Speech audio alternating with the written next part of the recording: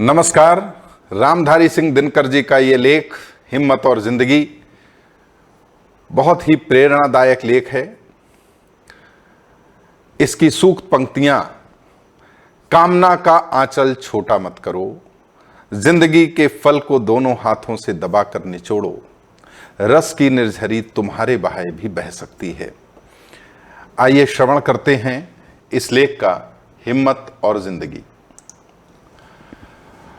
जिंदगी के असली मजे उनके लिए नहीं हैं जो फूलों की छांव के नीचे खेलते और सोते हैं, बल्कि फूलों की छांव के नीचे जीवन का अगर कोई स्वाद छिपा है तो वो भी उन्हीं के लिए है जो दूर रेगिस्तान से आ रहे हैं, जिनका कंठ सूखा हुआ, होठ फटे हुए और सारा बदन पसीने से तर है। पानी में जो अमृत वाला तत्व है उसे वही जानता है जो धूप में खूब सूख चुका है, वो नहीं जो रेगिस्तान में कभी गया ही नहीं है। सुख देने वाली चीजें पहले भी थीं और अब भी हैं। फर्क यह है कि जो सुखों का मूल्य पहले चुकाते हैं और उनके मजे बाद में लेते हैं, उन्हें स्वाद अधिक मिलता है। मगर जिन्हें आराम आसानी से मिल जाता है, उनके लिए आराम ही मौत है। जो लोग पांव भीगने के खौफ से पानी से बचते रहते हैं, समुद्र में डूब जाने का खतरा उन्हीं के लिए है। लहरों में तैरने का जिन्हें अभ्यास है, वे मोती लेकर ही बाहर आते हैं। चांदनी की ताजगी और शीतलता का आनंद वो मनुष्य लेता है जो दिन भर धूप में थक कर लौटा है, जिसके शरीर को अब तरलाई या रेस्ट की जरूरत महसूस होती है और जिसका मन ये जानकर संतुष्ट है कि दिन भर का समय उसने किसी अच्छे काम में लगाया है। इसके विपरीत वो आदमी भी है जो दिन भर खिड़कियां बंद करके पंखों के नीचे छिपा हुआ था और अब रात में जिसकी सेज बाहर चांदनी में लगाई गई है, भ्रम तो शायद उसे भी होता होगा कि वो चांदनी के मजे ले रहा है, लेकिन सच पूछिए तो वो खुशबूदार फलों के रस में दिन रात सड़ता जा रहा है। उपवास और संयम ये आत्महत्या के साधन नहीं है। भोजन का असली स्वाद उसी को मिलता है जो कुछ दिन बिना खाए भी रह सकता है। त्यक्तेन भुंजी था। जीवन का भोग त्याग के साथ करो, यह केवल परमार्थ का ही उपदेश नहीं है, क्योंकि संयम से भोग करने पर जीवन में जो आनंद प्राप्त होता है वो निराभोगी बनकर भोगने से नहीं मिलता।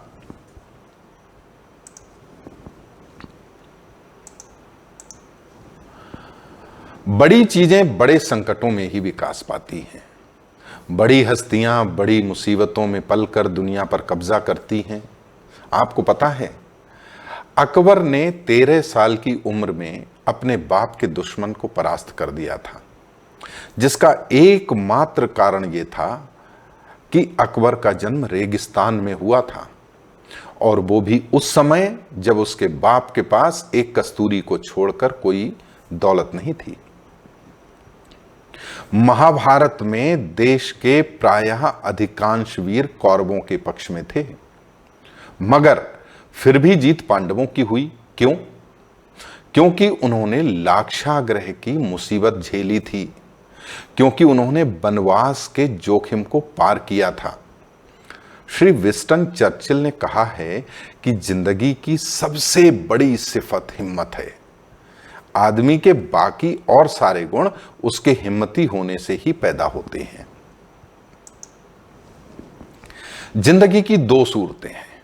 एक तो यह कि आदमी बड़े से बड़े मकसद के लिए कोशिश करे, जगमगाती हुई जीत पर पंजा डालने के लिए हाथ बढ़ाए, और अगर असफलताएं कदम कदम पर जोश की रोशनी के साथ अंधियाली का जाल बुन रही हों, तब भी वो पीछे को पांव ना हटाए।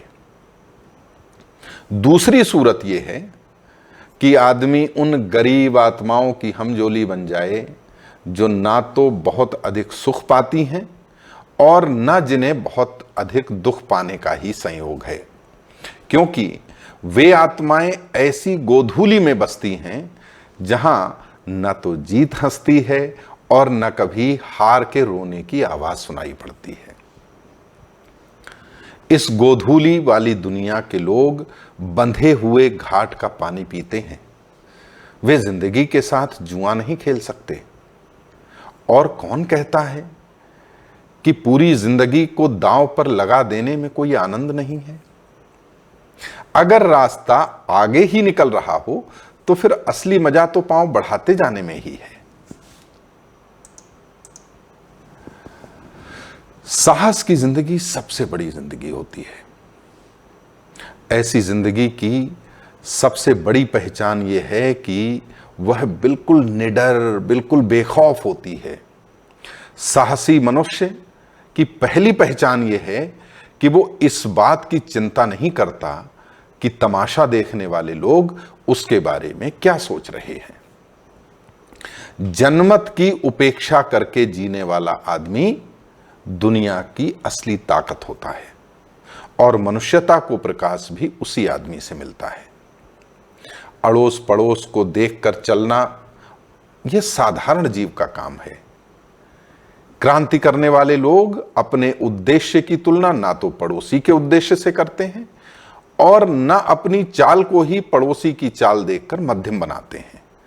साहसी मनुष्य उन सपनों में भी रस लेता है जिन सपनों का कोई प्रैक्टिकल सिग्निफिकेंस या व्यावहारिक अर्थ नहीं है। साहसी मनुष्य सपने उधार नहीं लेता। वो अपने विचारों में रमा हुआ अपनी ही किताब पढ़ता है। झुंड में चलना और झुंड में चरना ये भैंस और भेड़ का काम है। सिंह तो बिल्कुल अकेला होने पर भी मगन रहता है। अर्नाल्ड बेनेट ने एक जगह लिखा है कि जो आदमी ये महसूस करता है कि किसी महान निश्चय के समय वो साहस से काम नहीं ले सका, जिंदगी की चुनौती को कबूल नहीं कर सका, वो सुखी नहीं हो सकता। बड़े मौके पर साहस नहीं दिखाने वाला आदमी बराबर अपनी आत्मा के भीतर ये आवाज सुनता रहता है, एक ऐसी आवाज जिसे वही सुन सकता है और जिसे वो रोक भी नहीं सकता।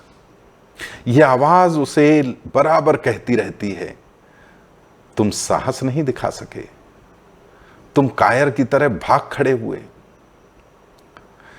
सांसारिक अर्थ में जिसे हम सुख कहते हैं, उसका ना मिलना फिर भी उससे कहीं श्रेष्ठ है कि मरने के समय हम अपनी आत्मा से यह धिक्कार सुने कि तुम में हिम्मत की कमी थी, कि तुम में साहस का अभाव था, कि तुम ठीक समय पर जिंदगी से भाग खड़े हुए।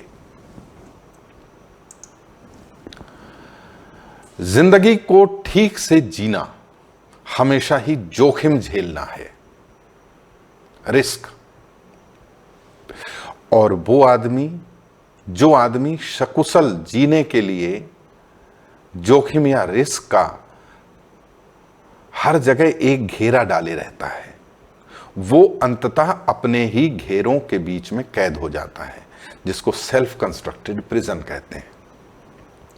और जिंदगी का कोई मजा उसे नहीं मिल पाता, क्योंकि जोखिम या रिस्क से बचने की कोशिश में असल में उसने जिंदगी को ही अपने पास आने से रोक रखा है।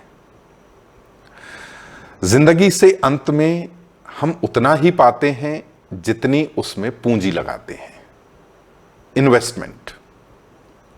यह पूंजी लगाना जिंदगी के संकटों का सामना करना है, उसके उस पन्ने को उलट कर पढ़ना है जिसके सभी अक्षर फूलों से ही नहीं कुछ अंगारों से भी लिखे हुए हैं। जिंदगी का भेद कुछ उसे ही मालूम है जो ये जानकर चलता है कि जिंदगी कभी भी खत्म ना होने वाली चीज है।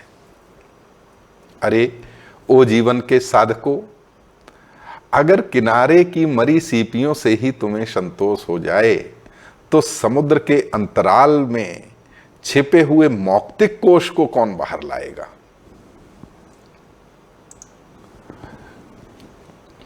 दुनिया में जितने भी मजे बिखरे हुए हैं उनमें तुम्हारा भी हिस्सा है। वो चीज भी तुम्हारी हो सकती है जिसे तुम अपनी पहुंच से परे मानकर लौटे जा रहे हो। कामना का आंचल छोटा मत करो, dream big, don't dream small, don't Dzire small. कामना का आंचल छोटा मत करो, जिंदगी के फल को दोनों हाथों से दबाकर निचोड़ो। रस की निर्झरी तुम्हारे बहाए भी बह सकती है। ये पंक्तियां फिर से सुनते हैं। कामना का आंचल छोटा मत करो, जिंदगी के फल को दोनों हाथों से दबाकर निचोड़ो। रस की निर्झरी तुम्हारे बहाए भी बह सकती है।